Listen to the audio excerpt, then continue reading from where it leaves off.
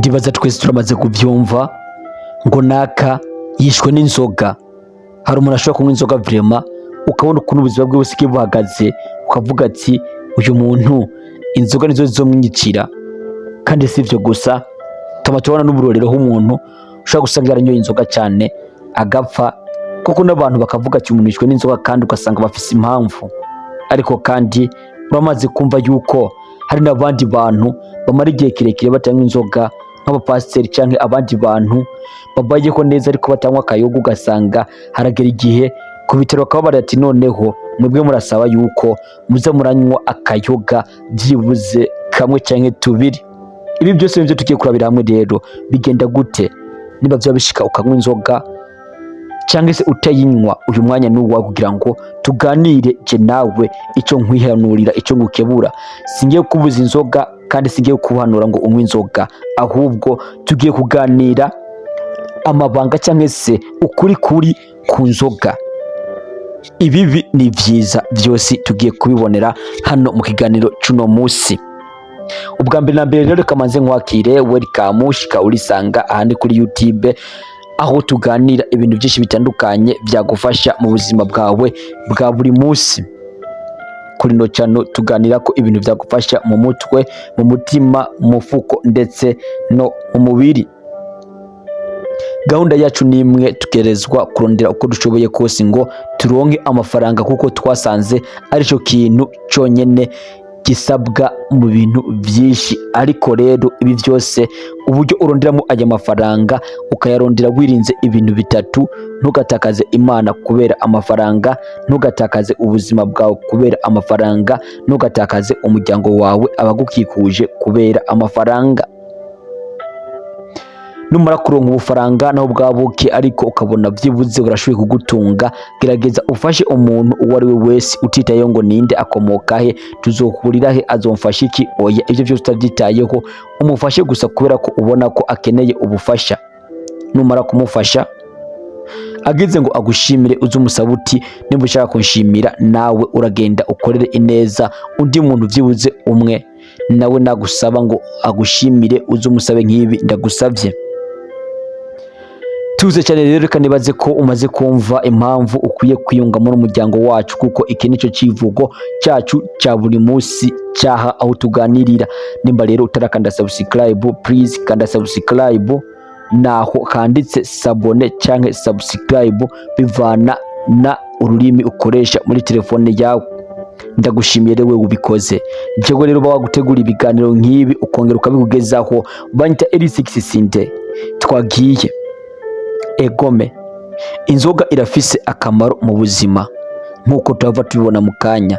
Mu buzima bwa muntu inzoga irafise akamaro, ariko rero ugomba kumenya ibi. Nimba uri umuntu unywa inzoga, inzoga ishobora kukubera mbi ku buzima bwawe, cyane cyane mu gihe utazi ingene bayinywa, cyangwa se mu gihe uyinywa nabi, mu gihe utayinywa neza, mu gihe uri wa muntu w'inzoga nawe umenga ari kunywa amazi. Nako amazi benshi banayanka ngo je nta mazi ngo amazi yanje ni inzoga.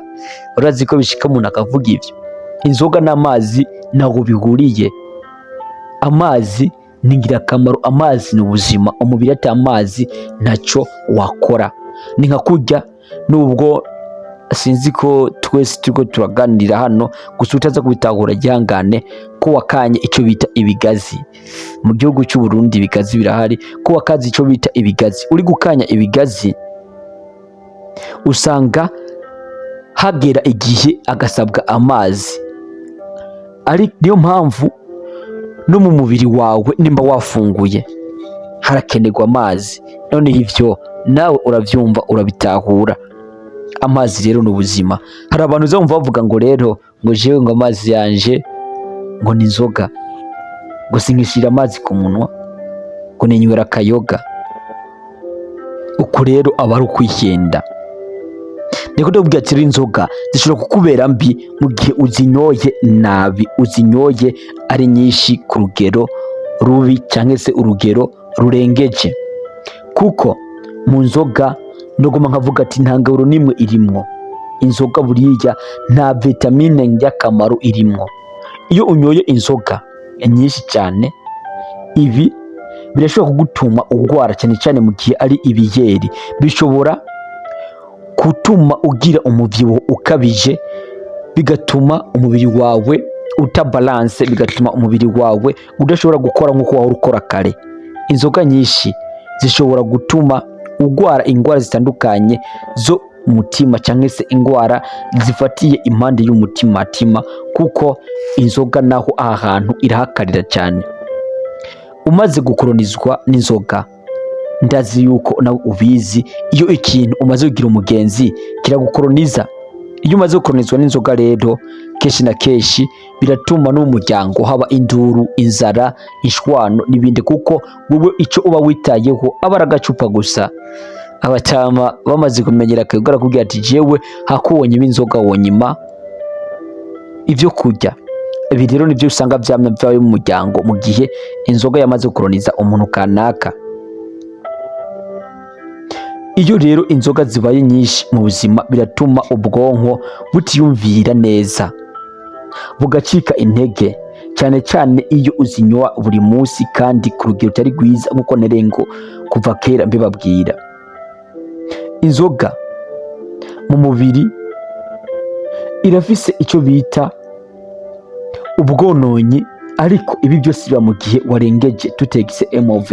Aha tuvuga mu gihe wanyoye inzoga nyinshi cyane ku rwego rwo hejuru. Ibi rero ni ibintu novuga ati bikunda konona mu mubiri w'umuntu. Mu nzoga rero hariganjemo ibintu by'amasukari.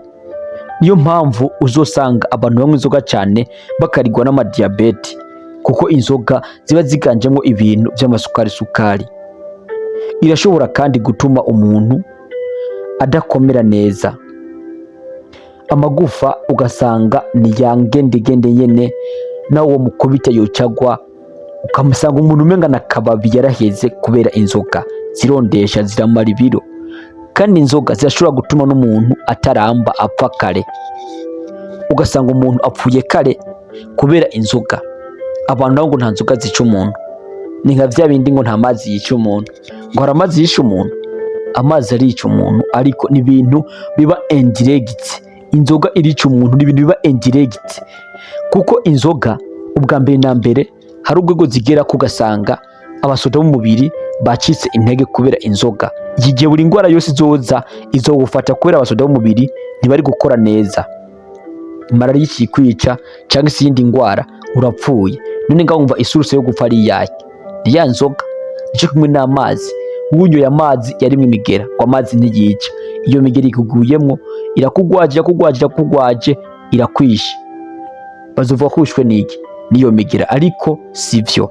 Ica kwishe ni ya mazi, no kuvuga ngo amazi ntiyica. Inzoga nayo rero mu buryo bumwe canke ubundi ishobora kukwica, ikagutwarira ubuzima, abantu bakakwibagira. Ariko rero nk'uko twari kera tubivuga, hahandi bishika naho ugasanga umuntu w'umupaseri n'umuntu yiyubaha nta nzoga anywa, barageze ahantu aragwaye, baramusavye ngo uze uranywa utuyoga duke duke. Biba byagenze gute? Inzoga irafise akamaro gakomeye mu mubiri w'umuntu. Iyo unyoye inzoga ku rugero rwiza, urashobora kuba umuntu wiyumvira cyane kandi neza. Bivuga ko twabonye yuko inzoga zishobora gutuma utiyumvira mu gihe urengeje, ariko mu gihe ugeze ku rugero rwiza zirashobora gutuma uba umuntu wiyumvira kandi wiyumvira neza. Kandi irashobora kugukingira kanseri mu gihe uyinywa ku rugero rwiza. Guma ndagasubiramo, urugero rwiza.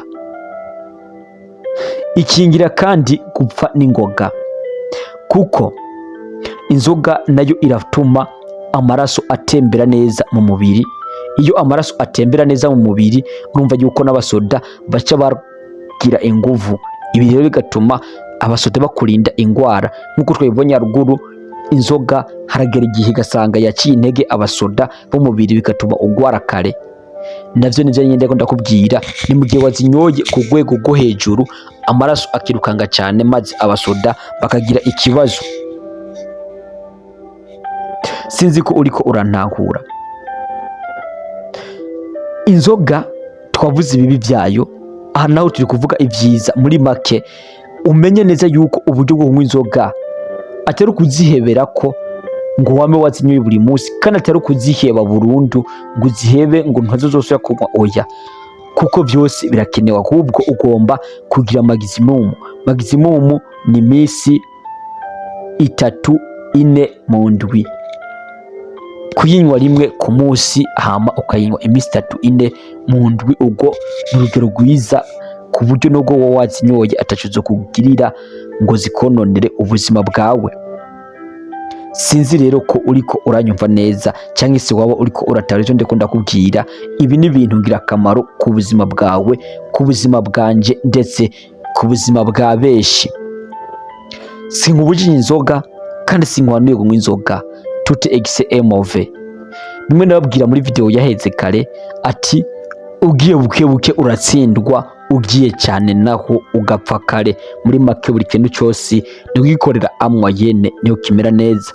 Jewe rero wari gute wiganiro nk'ikibanya L6 Sindier, reka nibaze ko amaze gukanda subscribe kugira ngo bane natwe mu biganiro byinshi bitandukanye. Iyi channel isanzwe icako video nyinshi zitandukanye z'ubwoko bwinshi butandukanye. Reka ndagusabe wasimbye kugira ngo urabe izindi video nyinshi urekanye n'iyi. Iyi nimba igiye kurangira ita urabe izindi zagufasha mu buzima bwawe bwa buri munsi. Tubakunda cyane rero, L6 Sindier.